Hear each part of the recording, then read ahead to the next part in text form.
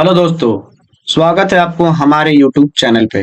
हमने सर पिछले video lecture में मौद्रिक विकास तक का अध्ययन कर लिया था सर।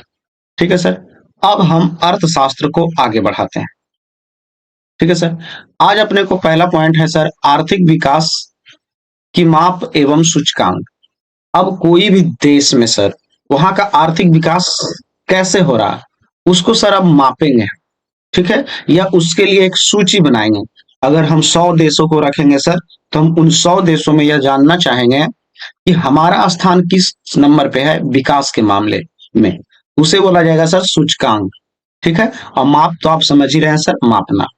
अब किसी भी देश का आर्थिक विकास कैसे हो रहा है सर, कैसे हो रहा है सर, इसे मापने के लिए हम ये 5 चीजों का उपयोग करेंगे सर। एक हम राष्ट्रीय आय का उपयोग करेंगे, एक प्रति व्यक्ति आय का उपयोग करेंगे, एक मानव विकास सूचकांक का उपयोग करेंगे, और एक राष्ट्रीय मानव विकास रिपोर्ट का उपयोग करेंगे, और एक उपभोक्ता व्यय का उपयोग करेंगे। ठीक है सर।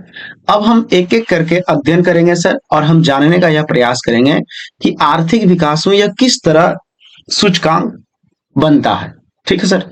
तो पहला सर अपना राष्ट्रीय आय। अब ये राष्ट्रीय आय क्या है सर?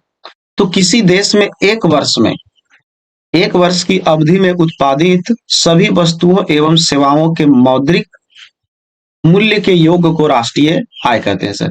आप सब बेहतर जानते हैं सर, ये देश है। ठीक है। और देश में क्या चल रही है सर? देश में चल रही है आर्थिक क्रिया। ठीक है। और आर्थिक क्रिया इसलिए चल रही है क्योंकि आर्थिक यहां विकास होगा।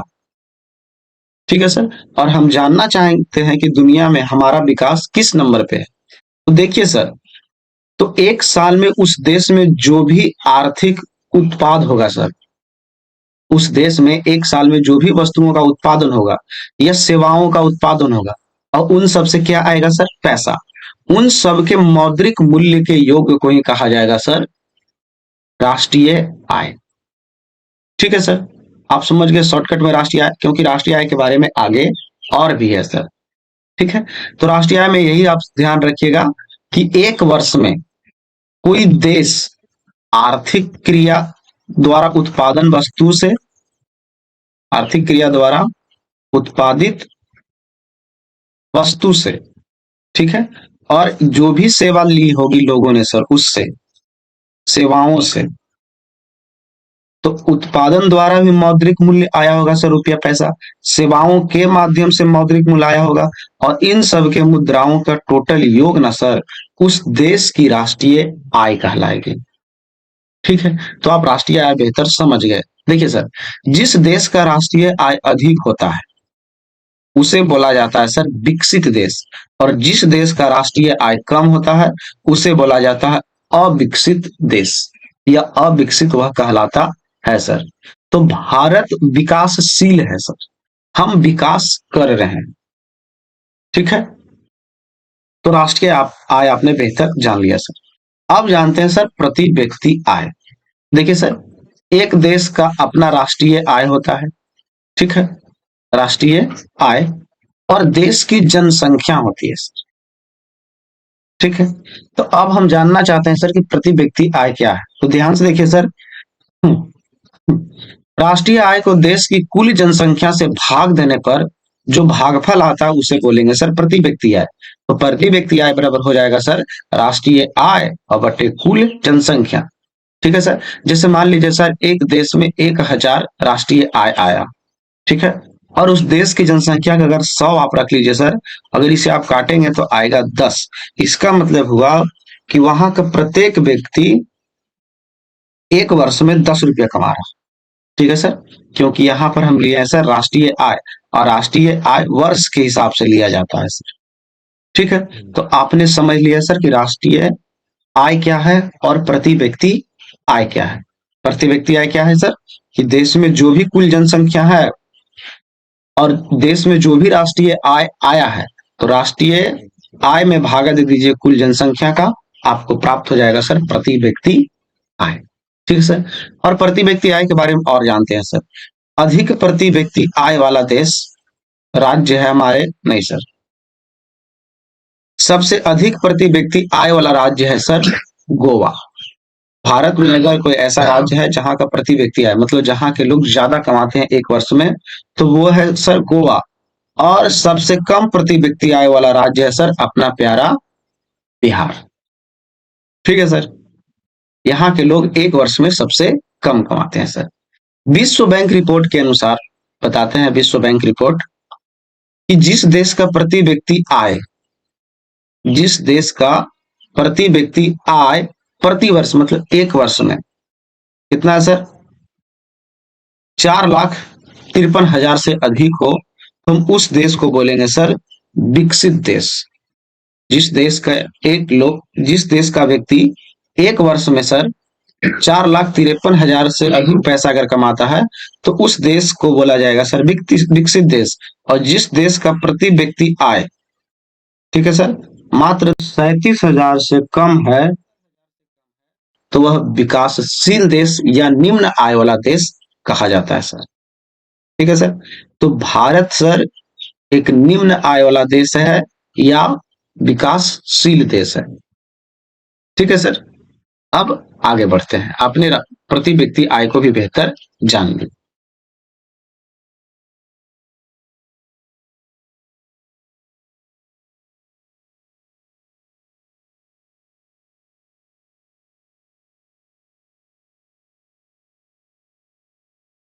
ठीक है सर, अब हम देखते हैं सर मानव विकास सूचकांक यानी HDI, ह्यूमन डेवलपमेंट इंडेक्स। ठीक है सर, यह सूचकांक संयुक्त राष्ट्र विकास कार्यक्रम के द्वारा महबूल उल हक के निर्देशन में तैयार किया गया था सर। ये मानव विकास रिपोर्ट है सर, ये पहली बार राष्ट्रीय संयुक्त राष्ट्र विकास कार्यक्रम के द्वारा प्रकाशित किया गया था। अब इस मानव विकास सूचकांक में क्या तैयार किया गया था सर, वो देखते हैं। इनके 3 सूचक है। मानव विकास सूचकांक में सर 3 चीजों का ध्यान रखा जाता है या डेटा निकाला जाता है। डेटा मतलब सर आंकड़ा। पहला है जीवन आशा, कि वहां के लोग, अगर किसी देश का मानव विकास सूचकांक पता करना है सर, तो आपको पहले ये पता करना होगा सर जीवन आशा वहां के लोगों की क्या है। मतलब इसमें हम जन्म दर और मृत्यु दर दोनों चीज को देखेंगे सर। ठीक है, अगला है सर शिक्षा प्राप्ति, वहां के लोग किस स्तर से शिक्षा प्राप्त करते हैं, मतलब कहाँ तक पढ़े लिखे हैं। और तीसरा बात है सर जीवन स्तर, मतलब कितने समय तक जीते हैं।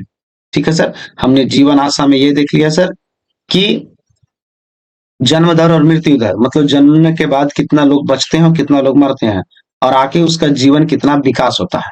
उसके बाद सर शिक्षा प्राप्ति, किस स्तर की शिक्षा प्राप्त करते हैं, क्या यहाँ कहीं के लोग 10वीं तक पढ़े हुए हैं या कहीं कुछ और ज्यादा तक लोग पढ़े हुए हैं, तो यह जीवन शिक्षा प्राप्ति सर।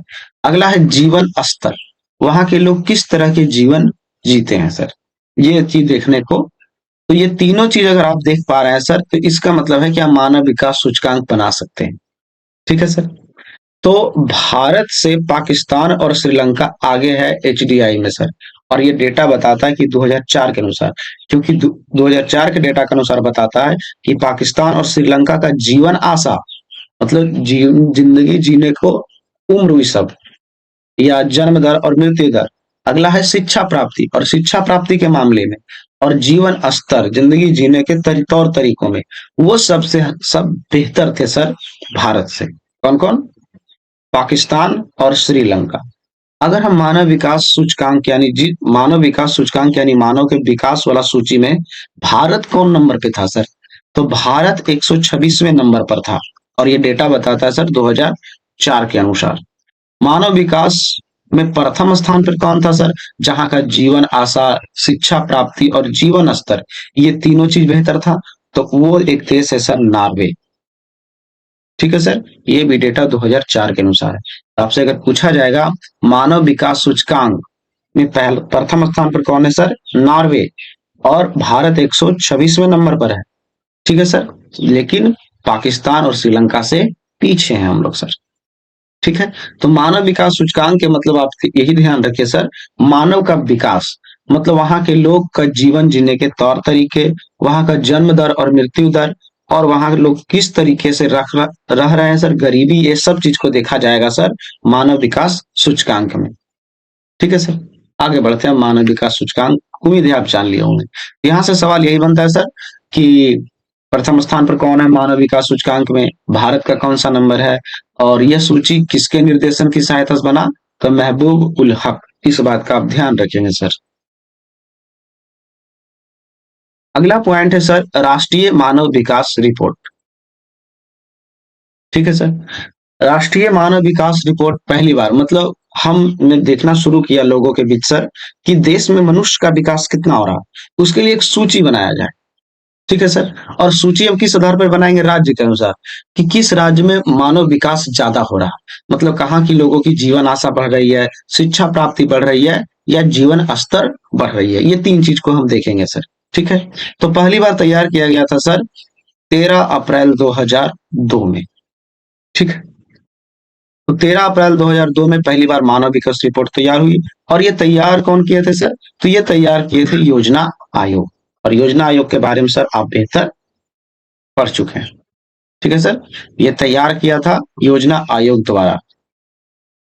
उस समय भारत के प्रधानमंत्री कौन थे सर, तो उस समय भारत के प्रधानमंत्री थे सर अटल बिहारी वाजपेयी जी। ठीक है, योजना आयोग के तत्कालीन अध्यक्ष कौन थे उस समय, तो उस समय अध्यक्ष थे सर केसी पंत जी। और उस मानव विकास सूचकांक में निकाला गया कि कहाँ के लोगों का जीवन आशा, जीवन स्तर, और कहाँ के लोगों का जीवन आशा, शिक्षा प्राप्ति और जीवन स्तर बेहतर है। तो उन्होंने पाया सर कि केरल का स्थान बेहतर है।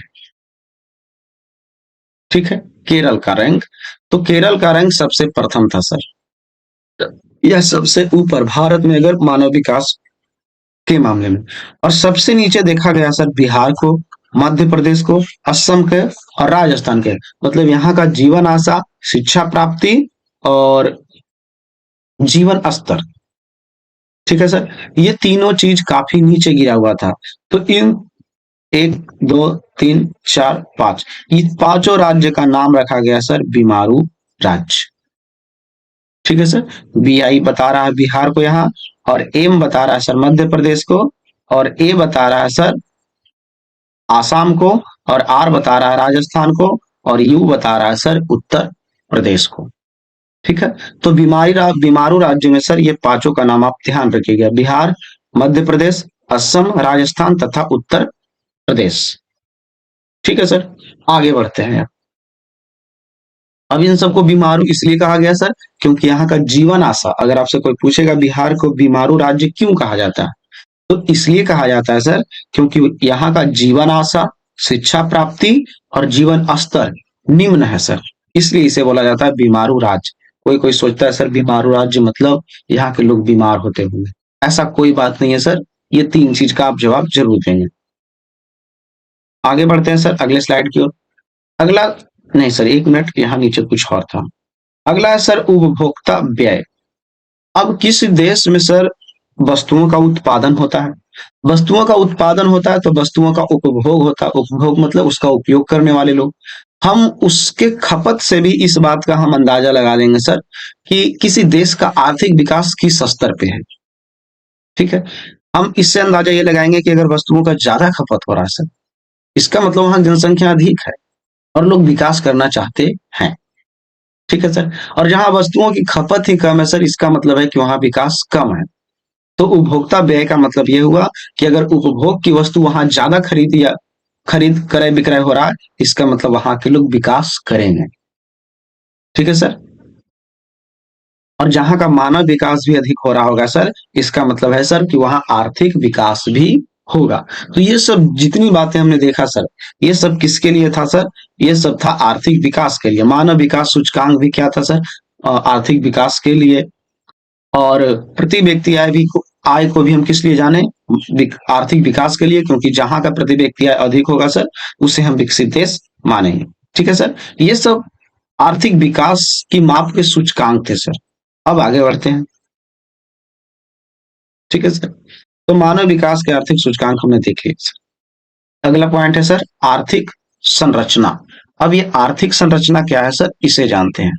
आर्थिक संरचना का मतलब उन सुख सुविधाओं और सेवाओं से है जो किसी देश की आर्थिक विकास के लिए सहायक होते हैं। अब जानते हैं सर कि ये आर्थिक संरचना क्या है? तो आर्थिक संरचना हम उसे बोलेंगे सर जो किसी देश के विकास में सहायक हो।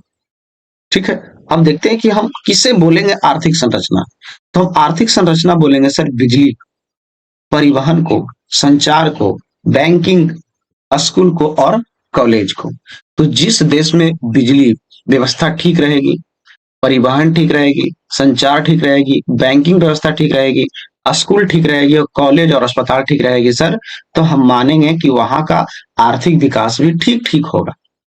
ठीक है सर, और इन्हीं सब चीजों को कहा जाता है आधारिक संरचना। ठीक है सर, तो आपने समझ लिया कि आधारिक संरचना क्या है, मतलब वो चीज जो उस देश या वहां के लोगों के लिए जरूरी हो। ठीक है सर, ये है आधारिक संरचना। अब देखिए सर, जिस देश का आधारभूत संरचना जितना विकसित होगा, जिस देश में परिवहन व्यवस्था, बिजली व्यवस्था, संचार व्यवस्था, बैंकिंग, स्कूल, कॉलेज और अस्पताल जितना बेहतर होगा सर, उसे उतना ही वह देश उतना ही विकसित होगा, या वह देश उतना ही आगे होगा। ठीक है सर, तो वह देश उतना ही अधिक विकसित होगा। तो आप अंदाजा लगा लीजिए सर कि भारत क्या हो सकता है, विकसित है? नहीं है सर, हमारे यहाँ ठीक से बिजली नहीं आती है सर, परिवहन के तो बात ही मत कीजिए, इतना सड़क भीड़ भाड़ रहती है सर। कि संचार, संचार भी सर, हम हमारे गांव में सर, हम जहां से पढ़ा रहे हैं, हम आपको बता दें सर, हमारे गांव में लगभग 4-5 घर में ही टीवी होगा सर। मतलब इतने ही लोग हैं जो सूचना को ठीक ठीक प्राप्त कर रहे हैं। ठीक है सर, ये स्थिति है। जबकि टीवी एक बेहतर है सर, लोगों को एक साथ बैठकर सूचना प्राप्त करने के। मोबाइल का क्या है सर, आप मोबाइल में तो कुछ भी देख सकते हैं, वो अलग बात है। ठीक है, लेकिन टीवी एक बेहतर साधन बनता है सर सूचना प्राप्त करने के मामले, खास करके सरकार कौन कौन सी गतिविधियां कर रही है इन सब को मामले में। ठीक है सर, तो इन सब चीजों का भी कहीं ना कहीं भारत में अभाव है सर। बैंकिंग व्यवस्था, आप कभी बैंक जाइए सर, आपको व्यवस्था के बारे में पता चल जाएगा, लेकिन फिर भी सर ठीक है। स्कूल, स्कूल के मामले में सर हमारा देश कहीं ना कहीं पीछे है। स्कूल में तो बड़ी बड़ी बिल्डिंगें हैं, मगर वहां शिक्षक भी है सर, लेकिन बच्चे पढ़ने नहीं जाते। कॉलेज है सर, केवल नाम लिखवाने के लिए। अस्पताल, अस्पताल लगभग लगभग फिलहाल के समय में ठीक ठाक कार्य कर रही है सर। तो अगर ये सब चीज ठीक है, इसका मतलब है कि उस देश का आधारिक संरचना ठीक है, आधारभूत संरचना ठीक है, तो वह देश उतना ही विकास करेगा सर। उम्मीद है आप जान लिए सर आधारिक संरचना क्या है, इसी का हम बोलेंगे सर आधारभूत ढांचा। ठीक है सर, आगे बढ़ते हैं। अगला हम जानते हैं सर बिहार का इतिहास। हमने सर पूरी अर्थशास्त्र में आर्थिक विकास, आर्थिक क्रियाएं, ये सब पढ़ लिया सर। अब देखते हैं सर बिहार जो बीमारू राज्य में आया था, क्या कारण है कि बीमारू राज्य में आ गया सर। अब हम देखेंगे बिहार का इतिहास। ये वो बिहार है सर जहां गौतम बुद्ध को ज्ञान की प्राप्ति हुई थी। ये वो बिहार है जहां महावीर ने शांति का संदेश दिया था। ये वो बिहार है सर जहां पर महान महान शासक हुए, जैसे चंद्रगुप्त, अशोक, शेरशाह, गुरु गोविंद सिंह, बाबू वीर कुंवर सिंह, देश रत्न डॉक्टर राजेंद्र प्रसाद। डॉक्टर राजेंद्र प्रसाद, एक मिनट सर, यहाँ पर हम राजेंद्र लिख देते हैं। डॉक्टर राजेंद्र प्रसाद का जन्म इसी बिहार में हुआ है सर। मतलब अगर हम बिहार का इतिहास देखें तो काफी गौरवमय रही है सर। ठीक है, गौतम बुद्ध हमारे बिहार में आकर ज्ञान दिए, चंद महावीर स्वामी को शांति प्राप्त हुआ सर, चंद्रगुप्त, अशोक, शेरशाह, गुरु गोविंद सिंह, बाबू वीर कुंवर सिंह, देश रत्न डॉक्टर राजेंद्र प्रसाद, सबका जन्म तो यही हुआ है सर। आर्यभट्ट जिन्होंने शून्य दिया सर, ये सब। फिर भी सर बिहार पीछे है क्यों, जानेंगे सर आगे। बिहार में ही महात्मा गांधी ने चंपारण आंदोलन का बिगुल फूंका था। मतलब आजादी की लड़ाई में पहली बार कूदे थे कहाँ, बिहार से ही सर, गांधी जी। अगला है लोकनायक जयप्रकाश नारायण ने संपूर्ण क्रांति का नारा भी यहीं से दिया था। अगला है सर संगीतकार भिखारी ठाकुर, इनका भी जन्म इसी बिहार में हुआ है सर। ठीक है सर, ये है बिहार का गौरवमय इतिहास, जिसे हम सुनाकर अपने आप को गौरवान्वित महसूस करते हैं सर। जब भी बिहार को कोई गलत बोलता है सर, हम उसके सामने ये इतिहास का पन्ना चिपका देते हैं। क्यों? ताकि वो खामोश हो जाए। लेकिन सर बोलने वाला इस बात का खास ध्यान रखता है, तो वो अगर वो बोल रहा है, इसका मतलब है कि वर्तमान समय को देखते हुए वह बोल रहा है। ठीक है? तो ये इतिहास कब तक आप मुंह पे चिपका के फिरेंगे सर? वो समय आ गया है कि खुद से वो उस तरह का इतिहास रचा जाए जो गौतम बुद्ध रचे थे, महावीर रचे थे, चंद्रगुप्त, अशोक, शेरशाह, गुरु गोविंद सिंह, बाबू वीर कुंवर सिंह, देश रत्न डॉक्टर इंद्र प्रसाद। अब ये सब जैसे सपूतों का जन्म लेना बिहार में पड़ेगा सर, तब फिर से बिहार गौरवमय की ओर बढ़ेगा। ठीक है? इतिहास की पन्ना बार बार दोहरा देने से आप इतिहास से कुछ सीखे नहीं सर। इतिहास हमें बताता है कि इतिहास में जो अच्छी बातें हुई है आप उसे दोहराइए, और इतिहास में जो अच्छी बातें नहीं हुई है आप उसे दोहराने का कोशिश भी ना कीजिए। ठीक है? असली इतिहास का मतलब यही होता है सर, ये नहीं कि आप याद कर लिए और किसी को सुनाते चल रहे हैं। अगला जानते हैं सर कि बिहार के पिछड़ेपन के कारण, आखिर बिहार इतना पीछे क्यों है सर? ठीक है, तो केवल इस पर आज हम बात कर लेते हैं सर। बिहार के पिछड़ेपन का कारण है मुख्य रूप से तेजी से जनसंख्या। यहाँ जनसंख्या वृद्धि का रेट काफी हाई है सर। मतलब लगातार जनसंख्या बढ़ती जा रही है। जनसंख्या बढ़ती जा रही है सर, लेकिन संसाधन तो वही है। इसलिए सर बिहार पिछड़ेपन की ओर चला गया है या गरीबी में चला गया सर। आधारभूत संरचना, हम आपको बताया सर कि आधारित संरचना या आधारभूत संरचना क्या है? बिजली, शिक्षा, कॉलेज, अस्पताल, संचार, परिवहन, ये सब सर ठीक ठीक बिहार में नहीं है। खैर, बिहार में जो भी सरकार आती है खुलकर यह इस बात की दावा करती है सर, हमारे पास आधारभूत संरचना कम है, इसलिए हमारा कम विकास हो रहा, और इसी को बोलकर वह जीत भी जाते हैं। अरे भाई, कम है तो आप सुधार कीजिए। ठीक है? तो इन सब चीजों में सुधार लाने की आवश्यकता है सर। कृषि निर्भरता, बिहार की अधिकांश जनसंख्या सर केवल और केवल कृषि पर निर्भर है। मतलब फसल उपजेगा तो आगे बढ़ल जाएगा सर, और नहीं तो नहीं। ठीक है? तो कहीं ना कहीं ये भी बिहार को पीछे करने में निभाता ही भूमिका सर। बाढ़ और सूख से क्षति, एक दो बिहार है सर, उत्तरी बिहार, दक्षिणी बिहार। उत्तरी बिहार में सर हमेशा बाढ़ आते रहता है, और दक्षिणी बिहार में हमेशा सुखाड़। तो मौसम यहाँ ठीक ठाक नहीं है सर, तालमेल ठीक ठीक बना पा नहीं रहा। तो सरकार को क्या चाहिए? नहरें बनवाए, ताकि जिस एरिया में बाढ़ आ रहा है सर वहां से पानी को लाया जाए सूखा हुआ एरिया में। ठीक है? तो बाढ़ और सुखाड़ भी कहीं ना कहीं बिहार को पीछे करने में अहम भूमिका निभाती है। औद्योगिक पिछड़ापन, हमारे यहाँ सर कारखाने नहीं है, मतलब बिहार में कल कारखाने ठीक ठीक नहीं है। तो कहीं ना कहीं कल कारखाने नहीं है, तो वे लोग जो पढ़े लिखे बेरोजगार है वे सबको काम ठीक ठीक नहीं मिल पाता है सर। ठीक है? आगे बढ़ते हैं सर। गरीबी, बिहार में गरीबी ज्यादा है सर।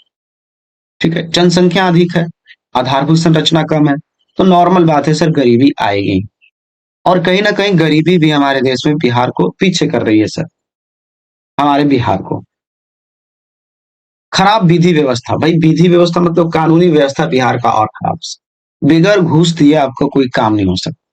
तो विधि व्यवस्था भी खराब होना सर कहीं ना कहीं हमें पीछे ले जाने का कार्य करता है, या पीछे करने का कार्य करता है। कुशल प्रशासनिक का अभाव, यहाँ जो भी सरकारी नौकर आते हैं सर, सरकारी बाबू या सरकारी लोग, वे सब भी ठीक ठीक काम नहीं करते। मतलब कुशल मतलब उस लेवल के नहीं आते कि हम विकास करना चाहते हैं बिहार में, बिहार में ये करना चाहते हैं, बिहार में वो करना चाहते हैं। लेकिन हाँ सर, जब भी नौकरी लेते हैं कोई लोग, तो वे संकल्प तो करते हैं कि हम जिस क्षेत्र में जा रहे हैं अपने कर्म एवं निष्ठा पूर्वक अपने कर्तव्यों का निर्वहन करें। फिर क्या होता है सर, वही कर्म एवं निष्ठा पूर्वक को अलग रख दिया जाता है, और अपनी अंतर आत्मा से घुस वाला दिमाग लाता है सर, और फिर वही प्रक्रिया में लग जाता है। ठीक है? लूटना। तो कहीं ना कहीं ये सब चीज बिहार को पीछे करने में अहम भूमिका निभाती है सर। तो अगर इन चीजों में सुधार कर दी जाए तो शायद बिहार का पिछड़ापन दूर हो जाए, और हम बीमारू राज्य से निकलकर कोई और सूची में चला जाए। ठीक है सर? तो आज हमने जान लिया सर बिहार में पिछड़ेपन का कारण, और इसके पिछड़ेपन का कारण हम अगले वीडियो लेक्चर में देख लेते हैं सर कि बिहार का पिछड़ेपन को कैसे दूर किया जाए। ठीक है सर? तो उम्मीद है सर आपको यह वीडियो अच्छा लगा होगा। आज के लिए इतना है सर, मिलते हैं अगले वीडियो लेक्चर में। ठीक है सर। अगर आपको वीडियो पसंद आ रही है तो वो आप पर निर्भर करता है सर, आप लाइक करें और सब्सक्राइब वगैरह भी कर लें।